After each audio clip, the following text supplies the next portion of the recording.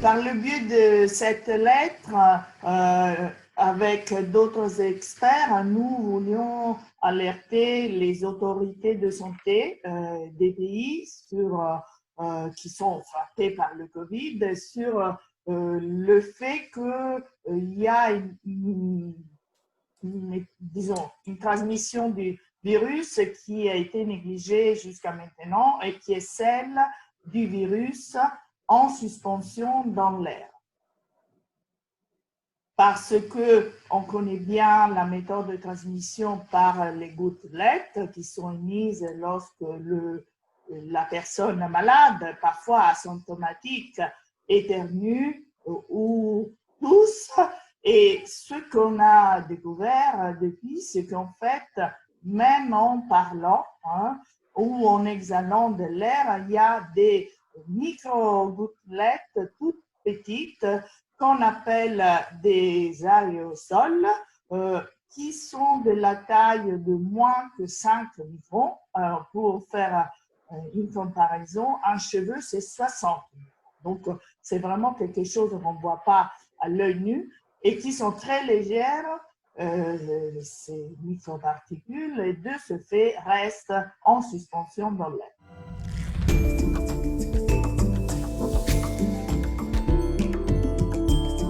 C'est un très beau consortium, en fait, car multidisciplinaire, formé par des gens qui viennent, bien évidemment, de la santé, des médecins, des épidémiologistes, des experts de la santé publique, mais aussi, et c'était très, très important, des physiciens, des chimistes, car pour travailler sur un virus qui est porté dans l'air, qui est transporté dans l'air et qui se configure dans un aérosol, on avait besoin d'experts de la matière. Alors, c'est un consortium d'experts de 32 pays partout dans le monde. Tous les continents sont couverts par ce consortium. Et en majorité, il y a des experts qui ont travaillé depuis longtemps dans le domaine de la pollution à l'intérieur de locaux, parce que ce virus constitué en aérosol, bien évidemment, est plus dangereux à l'intérieur de locaux, davantage quand les locaux sont petits et qu'il y a beaucoup de gens à l'intérieur. Parce que c'est là qu'il y a le risque qu'un sujet sain inhale cet aérosol et donc avec le virus et qu'il tombe malade. Alors, un très bel exemple du fait que le virus est dans l'air vient de ce qui s'est passé dans une chorale aux États-Unis qui a eu lieu après que tous les journaux parlaient du risque de contamination du virus. Donc, les gens ont observé les gestes barrières. Notamment, ils sont restés à distance, environ les 6 pieds dont parlent les Américains, presque 2 mètres. Ils se sont lavés les mains. Ils ne s'étaient pas fréquentés avant, donc pas de contact avant d'aller chanter. Et à la fin de cette réunion de chorale, il y a eu 33 personnes malades et 2 décès. Voilà qu'on peut vraiment attribuer à ce mode de transmission qu'il ne faut pas négliger. Alors, il y a d'autres exemples, beaucoup d'exemples qui montrent que cette hypothèse, elle est bien établie, disons, elle est bien supportée et qu'elle doit être prise en compte.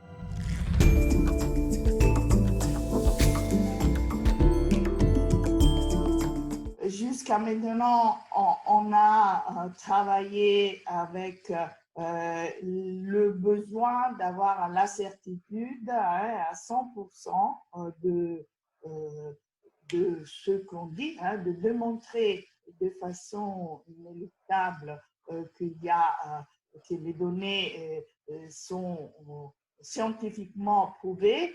Et dans le cas de cette transmission aéroportée, en fait, le problème était simplement qu'on n'avait pas assez de données, mais depuis quelque temps, on a commencé à recueillir les données, à présenter des données, et c'est pour ça que l'OMS, à la suite de cette lettre, d'abord a fait une réunion où a réuni aussi des experts pour revoir le problème, et puis, deuxièmement, a revu les recommandations, et maintenant dans les recommandations, il est question de faire attention sur la base du principe de précaution à la possibilité d'une contamination par transmission aérienne, en plus de celle qu'on connaît déjà, bien sûr,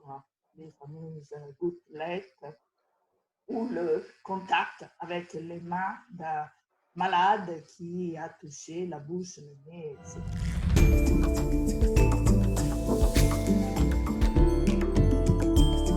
C'est des malades qu'on n'arrive pas à expliquer en utilisant les méthodes qu'on utilise maintenant. On fait du tracking. Une fois qu'on est malade, on va voir avec qui il a eu des contacts, et là, on passe à côté d'un risque plus important de contamination, puisque il suffit que cette personne ait rencontré d'autres gens, par exemple dans un local ou dans les transports en commun. Malheureusement, c'est très... il y a plein de données qui montrent que les transports en commun sont très dangereux, car la contamination y est très facile. Et donc, voilà, de passer à côté d'un phénomène qu'il ne faut pas négliger, car très important. Et deuxième type de conséquence, c'est que, bien évidemment, en admettant ce mode de transmission, on peut faire de la prévention. On a des remèdes pour cette transmission du virus reporté à l'intérieur des locaux. Il faut ventiler, il faut ouvrir la fenêtre, il faut empêcher qu'il y ait trop de gens dans un local qui est trop petit. Il faut que les gens à l'intérieur portent des masques. Et puis maintenant, on va même vers des choses un peu plus compliquées et sophistiquées, sans doute moins faciles à mettre en acte, parce qu'on sait que le virus n'aime pas les rayons ultraviolets. Donc, il est question de ventilation où il y a des ultraviolets à l'intérieur, ou de ventilation où il y a des produits, notamment des sprays ou de gel sur les parois, qui empêchent au virus, qui tue le virus. Et puis, dernièrement, aux États-Unis, et ça va être peut-être la solution dans les avions, des ventilations où les parois chauffent énormément et qui vont aussi tuer le virus, car nous savons que le SARS-CoV-2, au-delà de 57 degrés, je crois, si je ne me trompe pas, mais survit.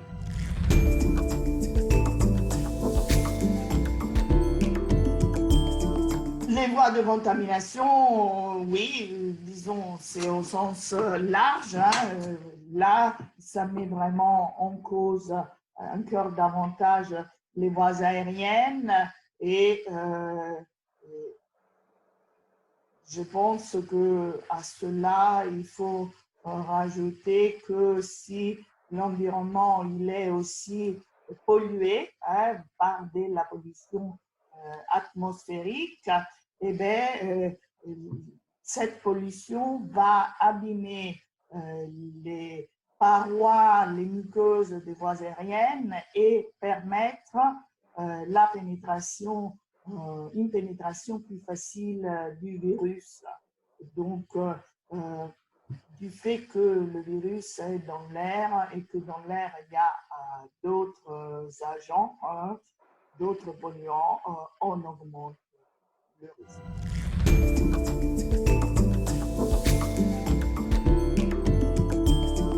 C'est la transmission, bon, on dirait principale, hein, on sait que le virus, il rentre, il est inhalé, il va jusqu'au bout des voies aériennes, dans les alvéoles, comme on les appelle, et que c'est là que chez certains individus, dans certaines conditions, on a ce qu'on appelle le storm cytokinique, c'est-à-dire un ensemble de médiateurs de l'inflammation qui se multiplient et engendrent des réponses exagérées au niveau de l'organisme.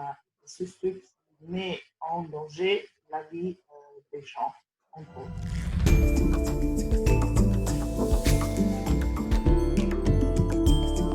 Le port du masque, c'est de façon globale, nous savons, et les gens qui ont signé cette lettre l'ont dit depuis le début, qu'un masque porté par tous aurait protégé la population du virus. Je pense que c'est désormais un fait qui est acquis, notamment c'est très utile dans le cas de sujets asymptomatiques. On ne sait pas qu'ils sont malades, mais parce que on sait que le masque empêche au virus de se propager.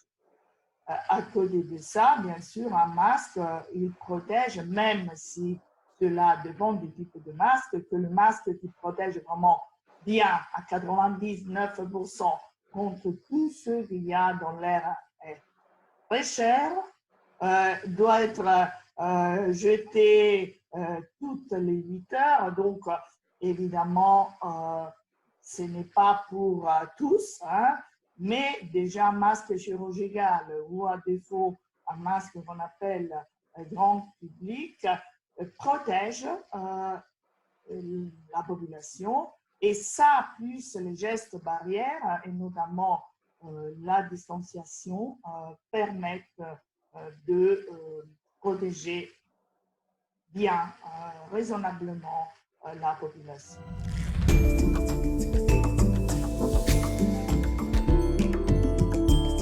Il y a eu des données qui ont montré qu'en fait le virus, il résiste plusieurs heures, jusqu'à 15 heures. Oui, selon le type de support, notamment sur le plastique, sur le métal. Dans l'air, ce qui nous intéresse ici, finalement, il peut rester 7-8 heures. Il flotte, il est très léger, donc il peut rester dans l'air parce que nous, dans un local fermé, par exemple, on fait bouger l'air. Donc, il a été retrouvé notamment à 1,50 m, qui est un peu la hauteur où les gens, il suffit qu'ils se baissent un peu, peuvent respirer. Ça, c'est en moyenne. Donc, alors, la grande question maintenant, est-ce que le virus se retrouve? Et on le trouve parce qu'on fait des prélèvements d'air et on trouve l'ARN très spécifique du virus, donc il n'y a pas d'erreur. Est-ce que ce virus se retrouve comme ça, il est infectant ou pas? Alors, je pense que l'exemple que j'ai donné de la chorale montre bien qu'il peut être infectant. Ça dépend bien évidemment de la dose, donc de la quantité du virus. Ça dépend de la durée d'exposition, combien de temps on reste en contact et bien sûr aussi de la distance. La distance parcourue par un virus transporté dans l'air est de presque 10 mètres. J'ai envie de dire que pour voir s'il est vivant, ce qui nous a manqué jusqu'à maintenant, c'est un mode de prélèvement qui n'est, permettez-moi de le dire comme ça, maltraite pas le virus. Parce que nous, dans le domaine de la pollution, pour prendre les particules et les aérosols, donc ces particules toutes fines, liquides et solides qu'on trouve dans l'air, on utilise des pompes qui pompent l'air de façon énergétique. Donc, quand il y a ce mode de prélèvement, on détruit beaucoup de choses parce que il y a comme un vortex et le virus, mais pas seulement le virus, d'autres choses aussi se retrouvent à être percutés contre les parois de l'appareil. Donc, voilà, quand on prélève comme ça, il y a aussi des prélèvements qui ont été faits, par exemple en Italie du Nord, dans la ville de Bergame, où ils ont eu beaucoup de morts, ils ont trouvé de l'ARN viral et maintenant sont en train de voir si le virus peut encore infecter, mais vraisemblablement, voilà, ce n'est pas la bonne manière de faire les choses. Alors, à différence de ce qu'on peut prélever à l'extérieur des locaux, à l'intérieur des locaux, il y a beaucoup plus, ça on l'a vu tout de suite, beaucoup plus de virus, et notamment on arrive à avoir 100 000 copies d'ARN du virus en 1 minute. Vous voyez, donc vraisemblablement, on est en train de, les experts australiens sont en train de travailler sur ça, on arrivera à avoir un peu de virus encore vivant ou viable, comme on dit d'habitude, et à montrer qu'il peut encore infecter. Mais beaucoup de données nous montrent bien que si on ne met pas en cause une transmission aérienne, on ne peut pas observer les clusters de malades qui ont été répertoriés. Les chorales, les restaurants, les funérailles, il y a beaucoup d'épisodes où les gens ont fait attention, ne se sont pas touchés, ne s'étaient pas vus avant et ils sont tombés malades. Donc, voilà, c'est une preuve un peu, disons, indirecte, écologique, comme on dit en épidémiologie, mais qui montre qu'il faut prendre cette voie comme sérieuse et comme importante. Et en tout cas, sur la base du principe de précaution, il faut la prendre en compte pour ensuite mettre en acte une prévention adaptée et donc épargner des contaminations de façon facile.